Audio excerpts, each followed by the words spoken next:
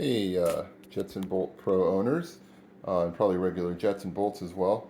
Um, I'm making this video because I've seen on my Facebook forum a lot of people asking questions about how to adjust the head bearings or the fork bearings on their Jetson Bolt Pros. So I have Jetson Bolt Pro here, and I do need to adjust the fork bearing because it's gotten loose, as they tend to do. I of course don't have the stock handlebars on it, but this should apply to you if you've got the folding stem that came with it as well. I'll explain what the differences on mine are, but the process is still the same. So a lot of people will say, well, you have to tighten the bolt that's under the folding stem, which on my bike is here, and that's actually not the case. That does something, but it doesn't adjust the bearing. It doesn't adjust when you have slop in your forks. And then other people say you have to tighten this bolt, which is kind of true, but it's actually not. See, so this is loose, for example, on mine, but that's not the whole story. That'll become apparent in a minute when I start to take it apart. So just to get into it, here's what you're going to need for tools. You'll need you might need a cutter if you got to cut a zip tie or two. Metric Allen keys, specifically the 6mm. I think that's the only one you need. Probably a little hammer for tapping on metal. I'll show you that in a minute. You might need this to persuade the handlebars to come out. And technically you need a spanner wrench. So I don't know if it's easy to see here. See these two slots? So when this is all taken off, this is going to be flat, and there's a type of wrench called a spanner with two pins that you put on here, and you can tighten or loosen it. Most people don't have that. I certainly don't. So a more aggressive way is to use either a big pair of pliers or a pipe wrench. I'm going to use the pipe wrench. So that should be the set of tools you need. All right, moving on.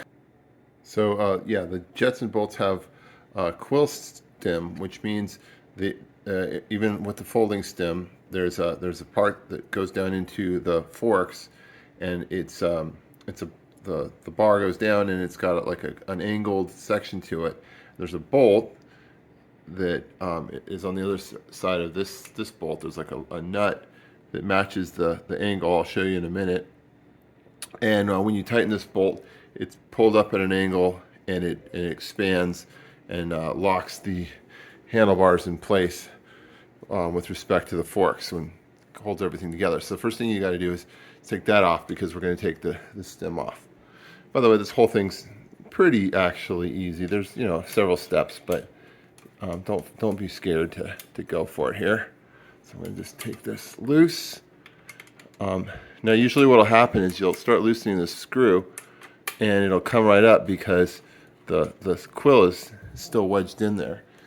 At which time you need to go ahead and just give it a good wrap.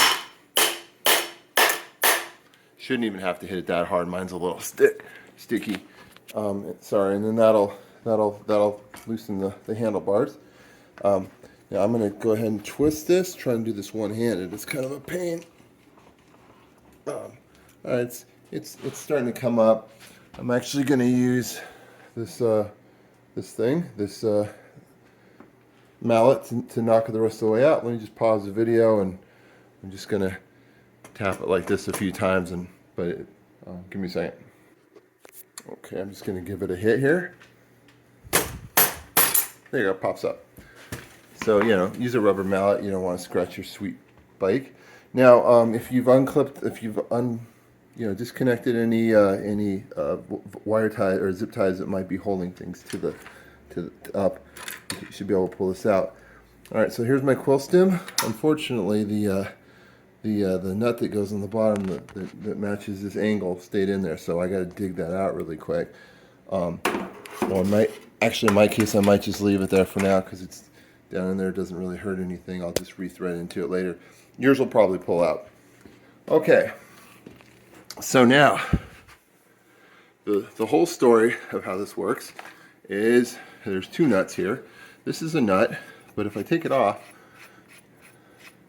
it's actually double nutted. Okay, there's this little I wonder if I can get this with my hand right in front of the camera. That'd be pretty cool, right? Yeah, okay. There's this one little washer between this nut and the bearing race. And I'm trying to get it off because I want to show you it's got this little tab on it, and there's a tab on here. So when this is in place, it can't turn.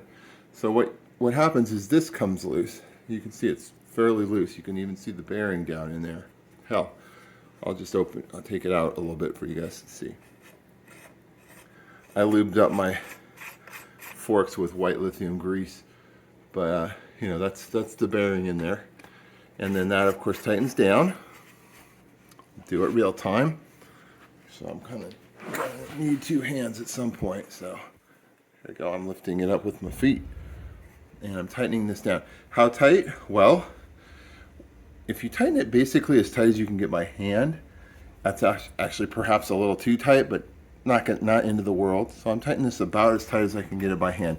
Now it's definitely not got slop anymore. In fact, it feels great.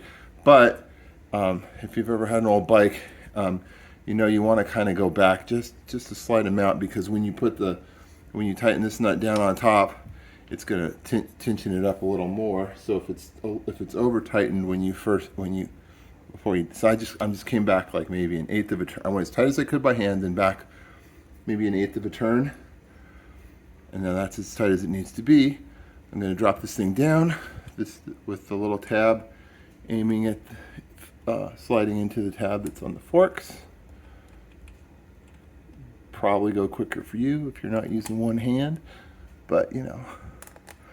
All right, there we go. And then this is going to come down.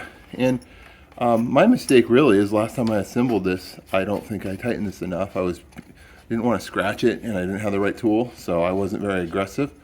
This time I'm not going to make that mistake. I am going to tighten it nice and tight. And if I scratch it, I scratch it. All right, here we go. That's pretty tight. I don't think that's coming loose again. And yes, I scratched it. I'm over it.